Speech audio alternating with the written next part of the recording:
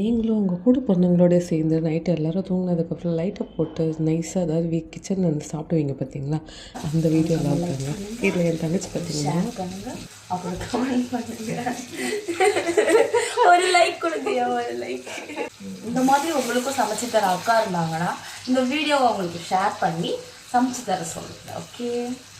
90s கிட்ஸ்க்கு அம்மாலாம் எப்படி இருந்தாங்கன்னா பையனுக்கு தராமல் சாப்பிடக்கூடாதுனாங்க. ஆனால் 90s கிட்டே அம்மாவானா சீக்கிரம் அவன் எந்திக்கிறதுக்குள்ளே சாப்பிட்ட இடத்த காலி பண்ணுவோன்ட்டு வேலையை ஆரம்பிச்சிட்டோம்.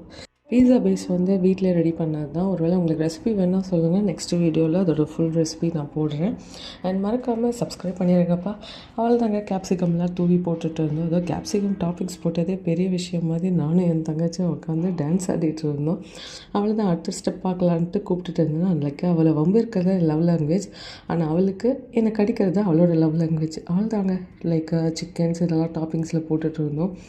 முடிஞ்சதுங்க. இதுக்கப்புறம் என்னடா இருக்குதுன்னு பார்த்தா, ஸோ ஐயோ முஜ்ரலா இல்லை, சரி இந்த ஸ்லைஸ் சீஸே நம்ம வந்து ஸ்ப்ளிட் பண்ணி போட்டுக்கலாம்.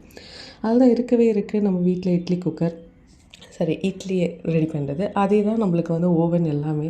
மூடணும் திறந்தோம், பீஸா ரெடி ஆகிடுச்சு. சரி வா சாப்பிட போடலாம், அவ்வளோதான் டைம் ஆகிடுச்சு அப்படின்ட்டு நானும் என் தங்கச்சும் நல்லா கொட்டிக்கிட்டோம். ஸோ மறக்காமல் சப்ஸ்கிரைப் பண்ணி ஷேர் பண்ணி, அண்ட் உங்கள் சிஸ்டரை நீங்கள் இதே மாதிரி மிஸ் பண்ணுறீங்கன்னா தயவுசெய்து அவளை வீட்டுக்கு கூட்டிகிட்டு வந்து இதே மாதிரி நைட் பார்ட்டி பண்ணி என்ஜாய் பண்ணுங்கள். லைஃப்பில் இதுமாதிரி ஒரு நாள் இருந்தால் நல்லா தானே இருக்கும். So bye. அண்ட் அவளும் பாய் சொல்லிட்டா. பாய்.